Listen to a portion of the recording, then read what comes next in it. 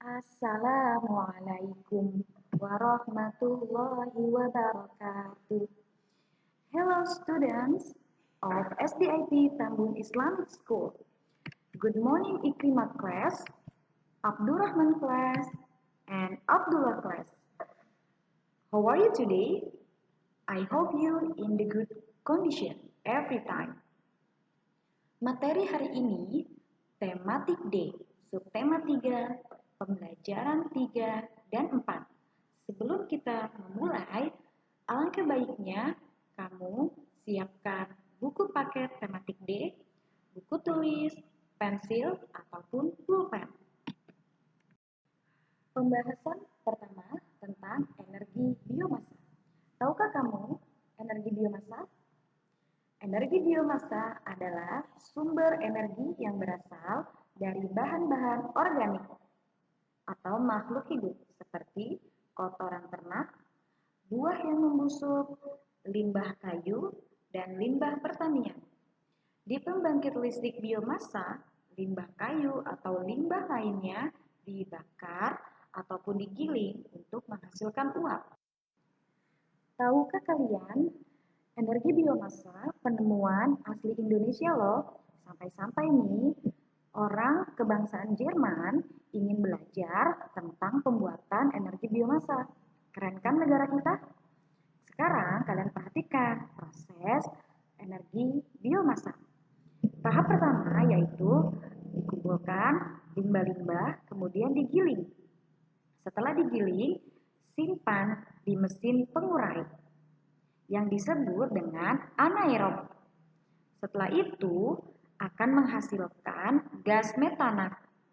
Gas inilah yang akan diubah menjadi listrik. Gas metana akan keluar dari mesin pengurai melalui pipa-pipa tertutup. Bagaimana cara gas berubah menjadi listrik? Nah, kuncinya ada di alat yang disebut generator. Gas metana menjadi bahan bakar untuk menghidupkan generator listrik. Tidak hanya menghidupkan listrik loh, gas metana juga bisa untuk menyalakan kompor gas. Keren kan? Biomasa adalah energi alternatif. Nah, tujuannya untuk mengurangi ketergantungan pada bahan bakar fosil. Semakin banyak penggunaan bahan bakar fosil, maka semakin tipis juga ketersediaannya. Maka dari itu, manusia berpikir cerdas untuk menemukan energi alternatif. Nah, sekarang orang-orang Indonesia sudah mampu menemukan energi alternatif tersebut yang disebut dengan biomasa. Namun, di sisi lain memiliki kelebihan dan kekurangan. Oke, perhatikan baik-baik kelebihan biomasa. Yang pertama, sumber energi terbarukan. Yang kedua, mengurangi ketergantungan pada bahan bakar fosil.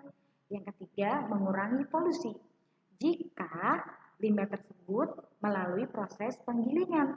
Namun, jika prosesnya menggunakan pembakaran, tentunya akan menjadi kekurangan daripada biomasa karena menghasilkan banyaknya polusi. Yang keempat, ada karbon netral.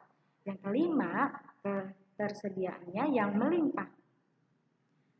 Selanjutnya, kekurangan biomasa. Yang pertama, mahal karena kapasitas yang baru sedikit. Kedua, sumbernya terbatas. Tiga, saluran distribusinya tidak berkembang dengan baik. Keempat, penyimpanan karbon. Lima, kepadatan energinya lebih rendah dibanding bahan bakar fosil. Nah, sudah cukup jelas bukan? Pembahasan selanjutnya yaitu melengkapi teks eksplanasi. Nah, untuk menulis teks eksplanasi ada beberapa hal yang perlu diperhatikan. Oke, yang pertama, topik teks.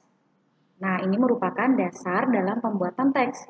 Yang kedua, kesesuaian informasi dengan fakta. Yang ketiga, urutan informasi yang disampaikan. Selanjutnya, mari kita perbaiki kesalahan dalam penulisan pada teks Lestarikan Karya Anak Bangsa.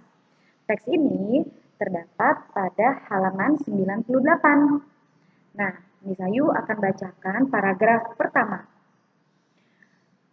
Masuknya budaya asing di zaman globalisasi ini berdampak dalam berbagai hal di bidang sosial budaya, ekonomi, pendidikan, serta perdagangan di pasar tradisional ataupun di swalayan. Masyarakat dapat dengan mudah menjumpai berbagai produk dengan merek asing. Keberadaan produk-produk asing tersebut mulai menggeser keberadaan produk lokal. Sebagian besar masyarakat kini lebih tertarik dan mulai beralih kepada produk asing tersebut daripada produk lokal. Nah, di sini sudah misalnya sediakan kalimat atau kata yang salah, kesalahannya, serta bagaimana cara perbaikannya. Oke, nomor 1. Kalimatnya adalah masuknya budaya asing di zaman globalisasi. Nah, kesalahannya ada pada kata zaman. Perbaikannya adalah zaman yang sesuai dengan KBBI. Nomor 2, di pasar tradisional. Kesalahannya adalah tradisional. Perbaikannya adalah tradisional. Nomor 3, di swalayan. Kesalahannya swalayan. Perbaikannya swalayan tanpa menggunakan huruf U. Yang terakhir atau yang keempat, keberadaan produk-produk asing tersebut mulai menggeser keberadaan produk lokal. Nah, kesalahannya adalah produk-produk asing. Perbaikannya adalah produk asing. Karena di sini terlalu bertele-tele dalam berbahasa.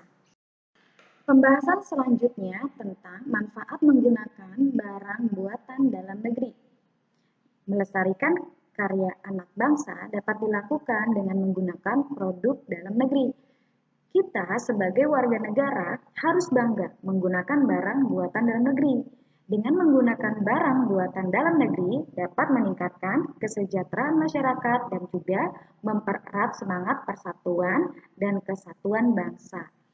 Nah, banyak sekali ajakan dari pihak pemerintah Indonesia untuk membeli dan menggunakan produk buatan dalam negeri. Pemerintah dalam negeri mulai mengembangkan banyak produk-produk serbaguna yang memiliki banyak manfaat. Sebenarnya Indonesia memiliki banyak sekali manfaat sumber daya alam yang dapat dikembangkan dan diolah. Nah, manfaatnya jika kita menggunakan barang buatan dalam negeri, satu, meningkatkan pertumbuhan ekonomi negara. Yang kedua, memperbanyak jumlah investasi negara. Yang ketiga, memperbaiki sumber daya manusia negara Indonesia. Yang keempat, manfaat sumber daya alam bagi kehidupan akan sangat maksimal. Yang kelima, memperluas pasar produk Indonesia. Yang keenam, dapat mempererat hubungan internasional. Yang ketujuh, menunjukkan rasa cinta terhadap tanah air. Ya, cukup pembahasan kita di PB 3 dan 4. Tujuannya adalah agar kita menjadi masyarakat yang sadar akan produk-produk yang dihasilkan Indonesia. Baiklah anak-anak, selesai sudah pembahasan kita di pembelajaran 3 dan 4. Tugas selanjutnya, kalian kerjakan Ayo Berlatih halaman 96 dan Ayo Berlatih halaman 102. Thank you for your attention. Thank you for your listening, for your watching, and for your understanding. See you next time. Don't forget for stay safe, stay healthy, and stay at home. Bye-bye. Wassalamualaikum warahmatullahi wabarakatuh.